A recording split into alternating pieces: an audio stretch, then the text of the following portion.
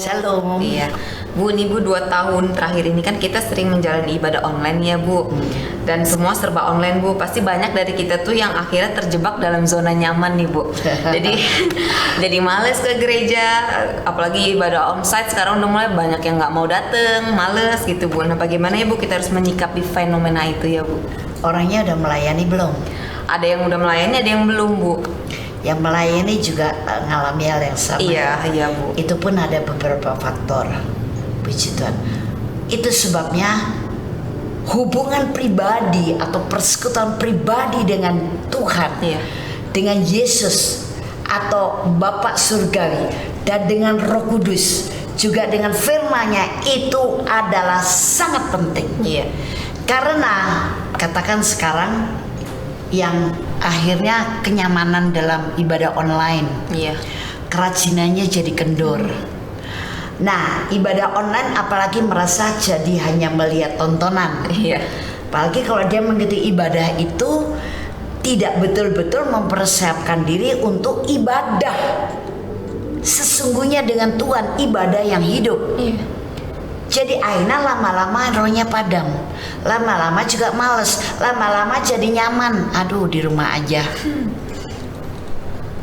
Apalagi kalau berpikir, wah paling enak tuh ibadah kalau ketemu satu dengan yang lain di gereja ya. Wah, udah diajak ibadah online juga males-males nggak. Disambil makan, disambil minum, mungkin juga disambil ngerjakan yang lain sementara ibadah online-nya jalan terus. Nah ini namanya nggak ibadah ya, walaupun online harus kita betul-betul seperti lagi ibadah. Dari mulai awal, come on, let's praise, let's worship. Ketika dengar firman, terima dengan baik, camkan, perhatikan.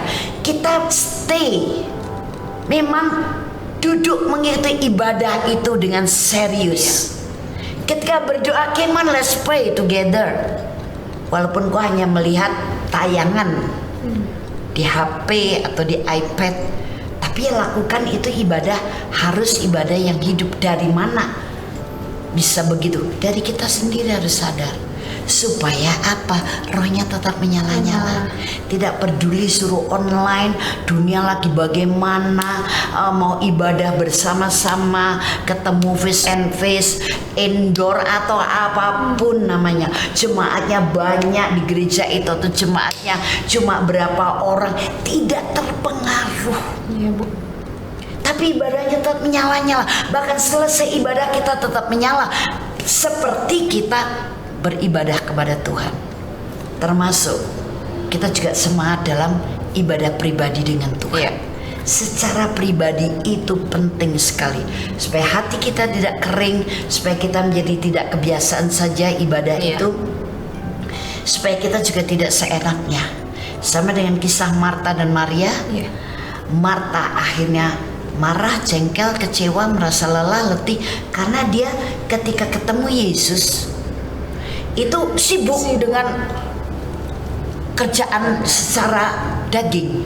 Iya betul. Sehingga emosinya itu terbangkit atau emosinya jadi labil. Protes juga sama Yesus. Tapi Maria disebut dan dipuji oleh Yesus. Maria sudah mengambil bagian yang terbaik. Apa yang diambil Maria? Duduk diam di kaki Tuhan, mendengarkan Tuhan berkata-kata.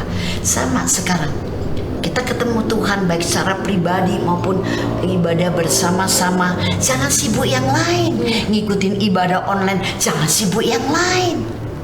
Seperti Maria duduk di kaki Tuhan, ibadah dengan serius, berdoa dengan serius, persekutuan pribadi dengan serius. Itu akan membuat kita jadi mendapat aliran air hidup yang terus menyegarkan kita, dan api Roh Kudus yang terus menyalakan api dalam diri kita. Nah sekarang yang melayani apalagi melayani orang, apalagi kalau melayani itu ada konseling pribadi. Kita mendengarkan curhatan hati seseorang, ya kita kemudian atau harus menyampaikan firman, kita harus pergi dari satu tempat ke tempat lain, kita melayani dalam hal ini itu itu, kita memegang satu jabatan dalam organisasi pelayanan itu, sibuk kan?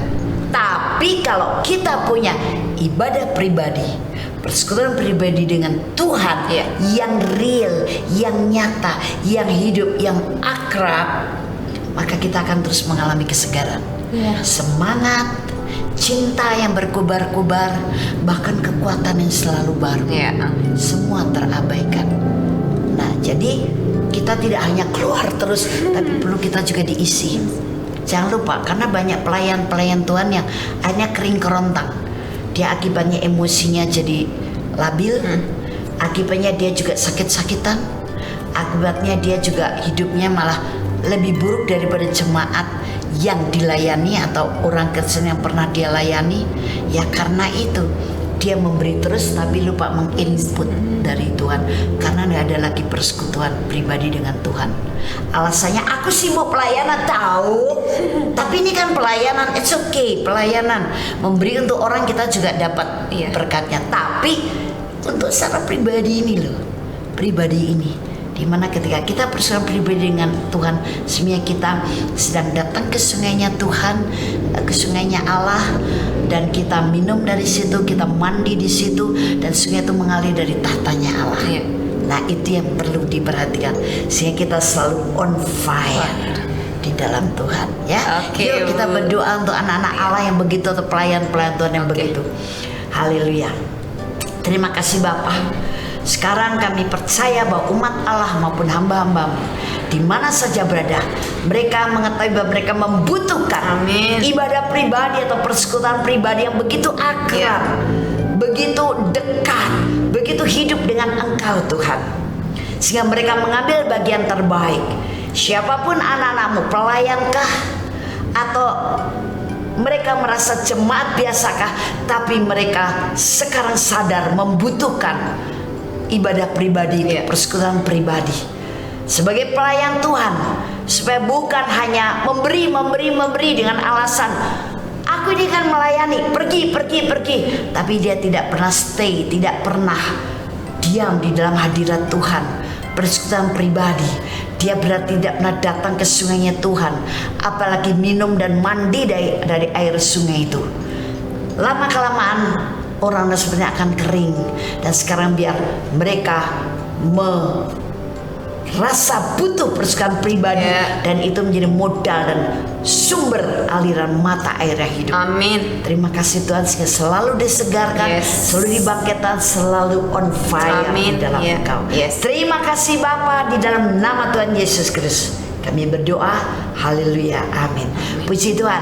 Silakan Anda kalau diberkati melalui acara ini, Anda WhatsApp ke nomor 0895-6323-58989 untuk masalah Anda, sehingga kami akan cerahkan dengan firman dan kami dukung dalam doa.